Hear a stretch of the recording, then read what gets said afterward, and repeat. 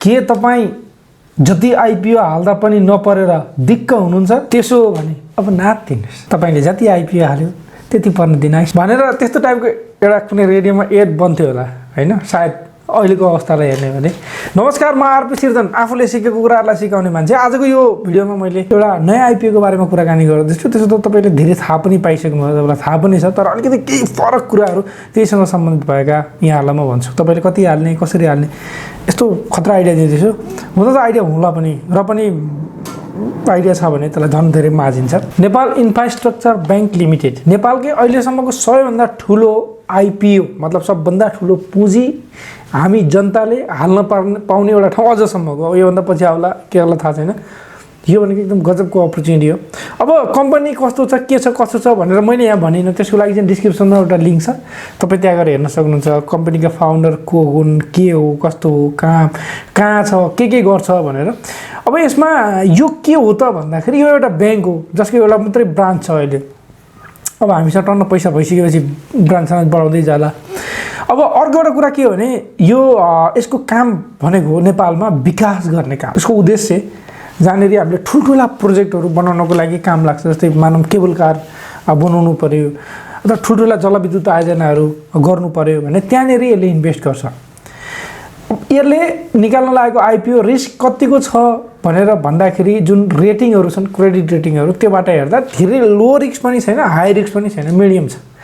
यसको मतलब भोलिका दिनमा मलाई मेरो पर्सनल ओपिनियन र पर्सनल धारणा चाहिँ के छ भने हाम्रो नेपाल डेभलपिङ कन्ट्री हो, यहाँनिर विकास भइरहेको छ। हामीलाई त इन्फ्रास्ट्रक्चरै चाहिएको छ अहिले, हामीलाई चाहिएकै त्यही हो। हामी जब विदेशमा हुन्छौँ, नेपाल फर्किन्छौँ, सबभन्दा पहिला हामीलाई नेपालको अहिले त कमसेकम एयरपोर्टबाट चाबहिलसम्म आउँदाखेरि अलिकति गतिलो बाटो छ, कमसेकम यतातिर आउँदाखेरि होइन भने सबभन्दा सुरुमा एयरपोर्टबाट तल झरेर त गेट क्रस गर्ने बित्तिकै हामीलाई बाटो देखेर टेन्सन लाग्छ। भनेको यसको मतलब हामीसँग इन्फ्रास्ट्रक्चर, त्यो एउटा इक्जाम्पल मात्रै भयो, इन्फ्रास्ट्रक्चरको कमी छ र त्यो एकदम ठुलो ह्युज अपर्च्युनिटी भएको एउटा ठाउँ हो। त्यो कारणले गर्दा नेपालमा यसको अपर्च्युनिटी राम्रो छ। अब त्यसले कसरी काम गर्छ भन्ने कुरा हो, पक्कै पनि त्यसले राम्रोसँग काम गर्छ। कम्पनीले टोटल 8 अर्ब बराबरको 8 करोड किता खोल्दैछ। योमध्ये 0.20% कर्मचारीहरूलाई मागिरहेको 40 लाख किता म्युचुअल फन्डमा जाँदैछ भने 7,58,40,000 किता चाहिँ हामी पब्लिकले पाउनेछौँ। मतलब तपाईँ हामीले अप्लाई गर्नु पाउने के हो। अब अलिकति हामी ब्याकमा जाउँ, हामीले कति चाहिँ अप्लाई गर्ने त यसमा भनेर। अप्लाई गर्ने नगर्ने त्यसको लागि स्टडी गर्नु सकभर। आइपिओमा हामी कहीँ पनि घाटामा जाँदैनौँ र नर्मल्ली हाम्रो इन्भेस्टमेन्ट एकदम धेरै ठुलो इन्भेस्टमेन्ट होइन, तर यसमा अलिकति कम्पेरिटिभली अरूभन्दा अलिक ठुलो इन्भेस्टमेन्ट हुनसक्छ। किनभने ठुलै इन्भेस्टमेन्ट छ, त्यसमा तपाईँ हाम्रो पनि सहभागिता, तपाईँ हाम्रो पनि एउटा कन्ट्रिब्युसन रहने भयो है। अब चाहिँ इन्फ्रास्ट्रक्चर बनाउनमा फटाफट बन्ला जस्तो छ अब हाम्रो पैसाले। त्यसपछि तपाईँ हामीले सबभन्दा मेन कुरो अरूहरूमा हामीले कति किता हाल्थ्यौँ? 10 किता। किन 10 किता कहिले पर्थ्यो कहिले पर्थेन, त्यही पनि। अब यसमा नर्मल्ली हामीले प्रभु लाइफको हेऱ्यौँ भने 10.5 लाखजना जतिले हाल्नुभयो। त्यसमा अस्ति भर्खर चन्द्रगिरी हिलको कतिले हाल्यो? 12.5 लाख। यसको मतलब अब 13 लाखले हाल्नु होला भनेको लगभग 50 किताको हाराहारीमा पर्न सक्छ। उहाँहरू जतिले त्यतिले हाल्नुभयो हुन्छ, तपाईँ हामीले हाल्छौँ, अप्लाई गर्छौँ। त्योमध्ये सबैले 50 किताभन्दा ओभर गऱ्यो भने पनि 50 किता पर्न सक्ने भयो, राइट? अब जो हामीले हेरिरहेका छौँ अहिले, हामीले चाहिँ के आइडिया लाउन सक्छौँ भने सबैले त पहिलेदेखि 10 किता 20 किता 10 किता 20 किता मात्रै हाल्ने बानी परेको छ हामी सबैलाई, किनभने पैसा होल्ड हुन्छ नत्र भनेर। अब यो अवस्थामा जो कोही नयाँ नयाँ हुनुहुन्छ भने उहाँले चाहिँ जति धेरै हाल्यो त्यति धेरै पर्छ भन्ने पनि थिङ्किङ हुन्छ कति मान्छेहरूको। त्यो अवस्थामा उहाँले धेरै हाल्नु होला, अलग कुरा। नर्मल्ली के छ, 10-20 किता 10-20 किताभन्दा पर्दैन, त्यति नै हाल्ने भन्ने छ। अब यहाँनिर के बुझौँ भने यदि तपाईँले 10 किता हाल्नुभयो र तपाईँको अर्को भाइले, दाइले अथवा अङ्कलले, अरू कसैले 100 किता हाल्नुभयो भने तपाईँ जस्ता धेरै मान्छेले 10-10 किता हाल्यो भने तपाईँलाई 50 किता पर्ने चान्स हुँदा हुँदै पनि तपाईँलाई 10 किता पर्ने भयो।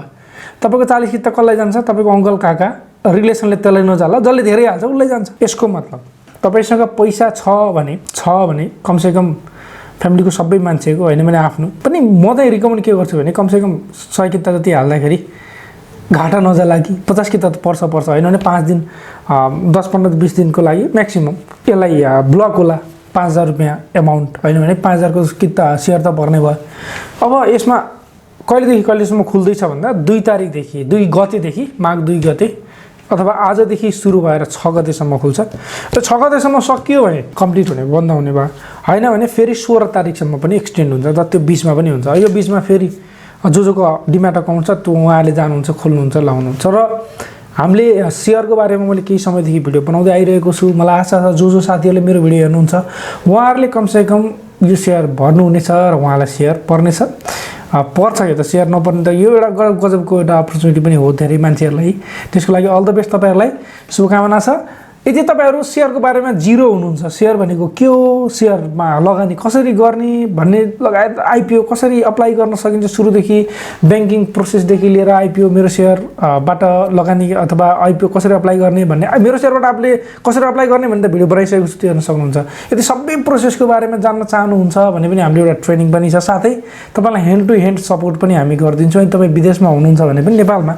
खुलेका आईपीओलाई अप्लाई गर्नको लागि तपाईलाई सिस्टम मिलाइदिने काम पनि हामी गर्छौं त्यो एउटा ह्यान्ड टु ह्यान्ड सपोर्ट हो त्यसको लागि तपाईले हाम्रो दिएको स्क्रिनमा नम्बरमा मेसेज गर्न सक्नुहुन्छ र तपाई शेयरको बारेमा हल्का जानकारी लिन चाहनुहुन्छ भने हाम्रो एउटा एकदमै सस्तो कोर्स पनि छ अनलाइन कोर्स हो 500 रुपैयाँको 3 घण्टाको कोर्स हुन्छ त्यो अनलाइन कोर्स पनि तपाईले लिन सक्नुहुन्छ चाहेको खण्डमा हैन तपाईलाई आउँछ भने ग्रेट एकदम राम्रो हैन भने तपाईले अन्त अरु ठाउँहरुबाट नि सिक्न सक्नुहुन्छ यो कम्पनीको बारेमा बाँकी कुराहरु चाहिँ मैले तल डिस्क्रिप्सनमा एउटा लिंक छ त्यो लिंकमा यसको प्रतिवेदन छ त्यो प्रतिवेदन तपाईले हेर्न सक्नुहुन्छ धेरै कुरा आइडिया भइ नै हाल्छ अहिलेको लागि म आरपी सिर्जन आफूले सिकेको कुराहरुलाई सिकाउने मान्छे personal financial management consultant and trainer पैसा सबै चीज हैन तर पैसा धेरै चीज हो त्यसैले यसको व्यवस्थापन गर्न सिकौं यो भिडियोबाट आज्ञा चाहन्छु जहाँ हुनुहुन्छ जस्तो हुनुहुन्छ सेफ रहनु होला आफ्नो ख्याल राख्नु होला नमस्कार